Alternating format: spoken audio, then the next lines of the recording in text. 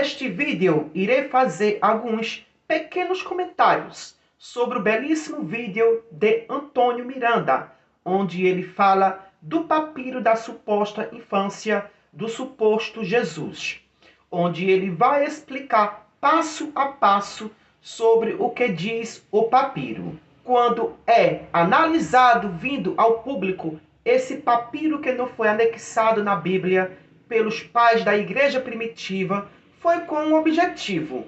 Foi devido aos absurdos e à maldade inventada na qual o próprio Jesus fazia com as pessoas. Esse papiro que não foi canonizado pelos pais da igreja católica, o que é canonizado? É aquilo que foi aceito e escolhido. Então, no caso desse papiro da suposta infância do suposto Jesus, não foi aceito pelos próprios pais da igreja primitiva, caso se aconteceu realmente. Porque imagine ter colocado um absurdo desse na Bíblia, para mais que ela já tem. Então, no vídeo de Antônio Miranda, vai mostrar passo a passo os absurdos feitos pelo próprio suposto Jesus. Aquele Jesus de amor fraterno que dê a face para o outro bater, nesse papiro é totalmente ao contrário do que está em algumas passagens da Bíblia, de um Jesus de amor. Então, talvez foi por conta disso que esse papiro não entrou na Bíblia. Ou seja, a igreja primitiva o escondeu para que essa aberração não viesse ao público, embora esse papiro seja do século IV ou V da Era Comum. O Novo Testamento foi confeccionado no século I, entre os anos 50 a 65 da Era Comum.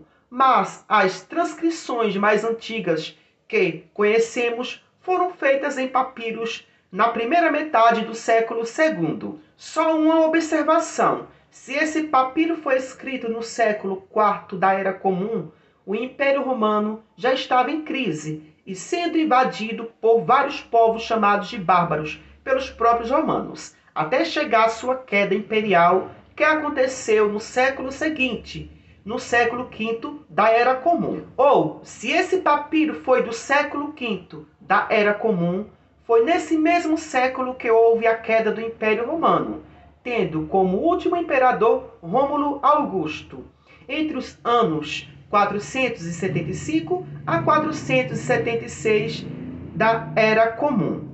Então, com a queda do Império Romano no século V da Era Comum, começa o que chamamos de Idade Média ou período medieval.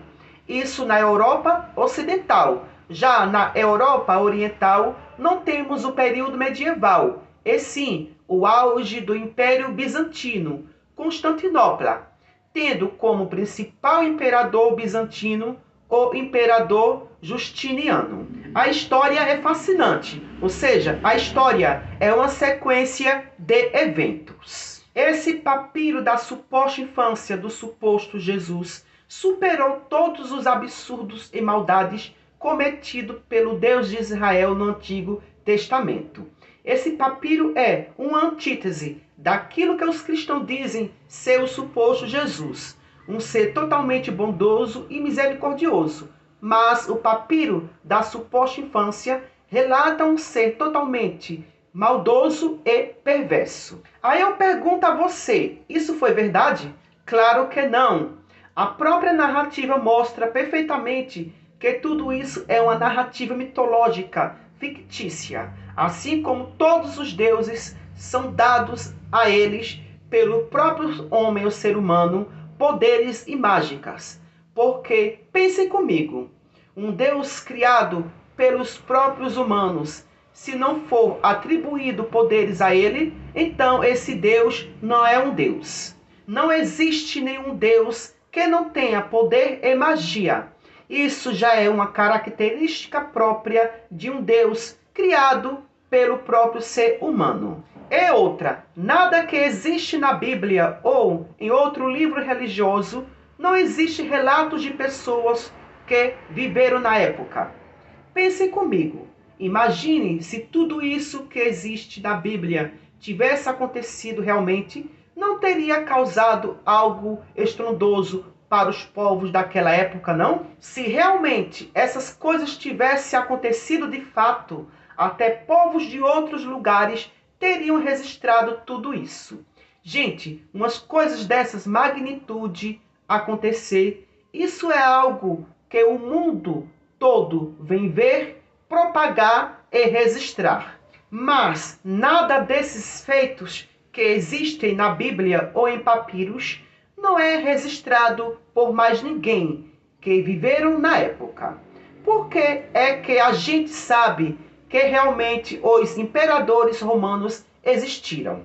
Porque temos fontes históricas concretas, arqueológicas, que realmente existiram, como por exemplo, relatos por escrito que fale diretamente do imperador, como moedas cunhadas, como o nome e o rosto do imperador na própria moeda, como suas estátuas, dentre outros. É engraçado que nós, ateus, fazemos aquilo que a religião e os líderes religiosos não fazem, que é trazer para o público o conhecimento e a racionalidade, algo que é completamente impedido pela religião.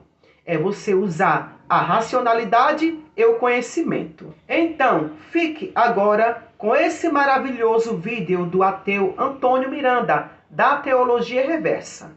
Tchau, tchau e até o próximo vídeo. Você sabe que papiro é esse e o que ele tem a ver com Jesus Cristo? Não? Então nesse vídeo eu vou te demonstrar a descoberta desse papiro, qual a importância, a relevância dele, quem foi que o descobriu e qual a relevância dele para a existência do personagem Jesus ou não. E além disso, eu vou te trazer uma surpresa bônus em relação a tudo isso. Então, para você que não me conhece, o meu nome é Antônio Miranda, eu sou um especialista de teologia reversa, tá? Ou seja, eu tenho mais de 15 anos de experiência estudando de forma neutra a teologia e refutando muitas das bobagens que os teólogos, os pastores dizem por aí, ou trazendo informações para vocês que não são ditas na sua igreja, no seu seminário teológico e etc. E a primeira bobagem que eu quero desmentir para vocês aí, que esses pastores, exegetas, líderes religiosos vêm contar para você, é que a descoberta desse papiro prova que Jesus existiu e que conta o relato da sua infância, tá? Vamos primeiro falar sobre a história desse documento, né? O brasileiro Gabriel Nock e o seu amigo da Bélgica, Lajos Berkes, eles estavam vasculhando os arquivos da Universidade de Hamburgo e eles descobriram pelo arquivo digital, tá, galera? Que seja interessante ressaltar isso aqui, eles têm digitalizado vários papiros, vários documentos, e eles estavam revisando o que eles tinham. E para a surpresa de ambos, eles identificaram aqui uma correlação com a palavra Jesus, tá? Isso aqui no grego, ele está escrito em grego, esse manuscrito. E eles foram se aprofundar do que se tratava. E eles descobriram que isso é um relato da infância de Jesus. Você sabe que a infância de Jesus é um assunto polêmico, porque não se tem praticamente nada, né? Algumas coisas ali vagas em Lucas, fora isso não tem mais nada sobre a infância de Jesus, né?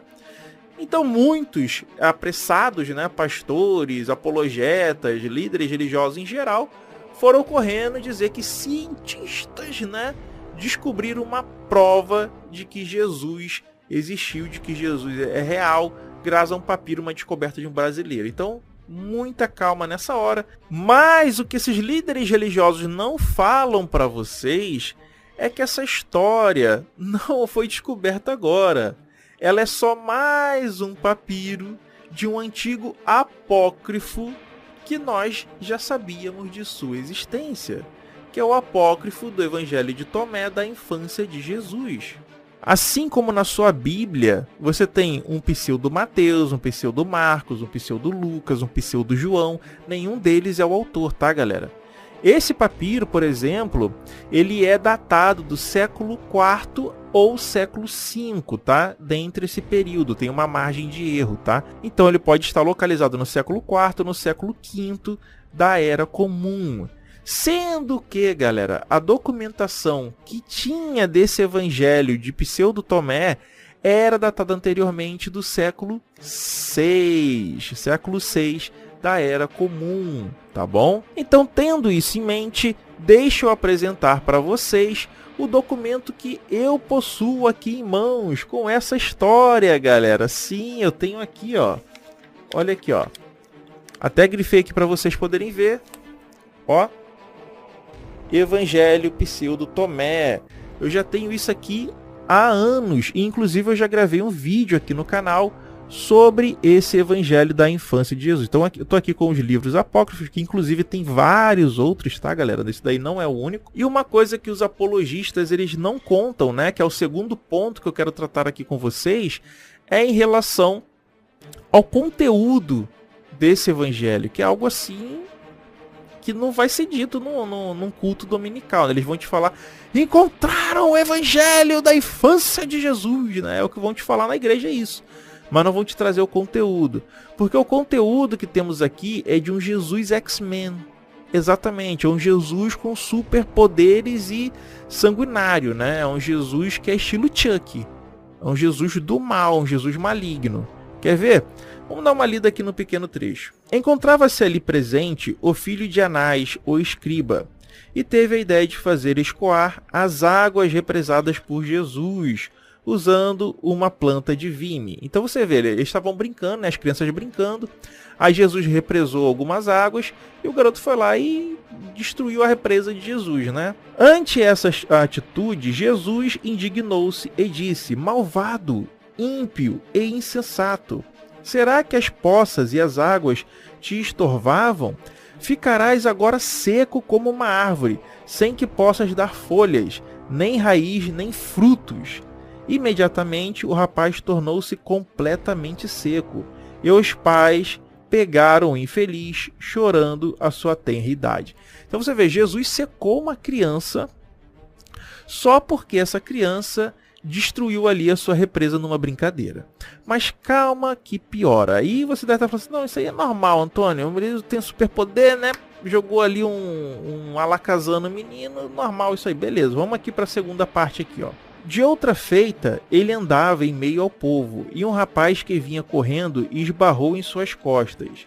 Irritado, Jesus lhe disse, se liguem, não prosseguirás teu caminho. E imediatamente o rapaz caiu morto. Então olha só, hein? Jesus matou uma pessoa só porque esbarrou nele. Só porque deu um esbarrão nele, Jesus fez a pessoa cair morta. E aí as pessoas foram reclamar, né, com José, pai de Jesus, sobre o que acontecera. E aí olha o que Jesus fez, olha só, se liga, ó. José chamou Jesus à parte e o admoestou da seguinte maneira: por que fazes tais coisas? Ou seja, são várias coisas que Jesus faz, né? Jesus é um pimentinha, né? É um rebelde sem causa. Se elas se tornam a causa de eles nos odiarem e perseguirem. Isso aqui está querendo justificar porque os judeus perseguiam Jesus, tá vendo? Jesus replicou: bem sei que estas palavras não vêm de ti, mas calarei por respeito à tua pessoa. Esses outros, ao contrário, receberão seu castigo. E no mesmo instante, aqueles que haviam falado mal dele ficaram cegos. Ou seja, Jesus cegou aqui uma multidão com seus poderes, cara. Olha aí, só porque falaram mal dele, né? Mais à frente, ele vai dizer o seguinte, ó: frutificai agora vossas coisas e abri os olhos à luz os cegos de coração. Vim de cima para amaldiçoar-vos e depois chamar-vos para o alto, pois esta é a ordem daquele que me enviou por vossa causa. Então Jesus veio amaldiçoar a galera para depois chamar para o alto, né? É a questão, né, da destruição de Jerusalém, depois, né, vai ter a salvação, a redenção lá romana, etc, né? Olha só esse daqui, como que Jesus é um X-Men, olha só. Dias depois, encontrava-se Jesus brincando num terraço, e um dos meninos que estavam com ele caiu do alto e morreu. Aí vieram os pais, né, o pessoal chorando, etc, etc, né? Ó, depois chegaram os pais do morto e puseram a culpa nele, botaram a culpa em Jesus, e se liguem. Mas Jesus lhes disse: não, eu não empurrei, mas eles o maltrataram Jesus, né?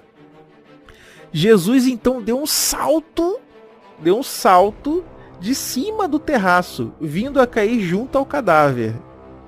É um X-Men, galera. É um X-Men. Não resistiu a 3 pregos, mas dá salto de cima do terraço e não acontecer nada, beleza, né? E pôs-se a gritar bem alto: Zenon!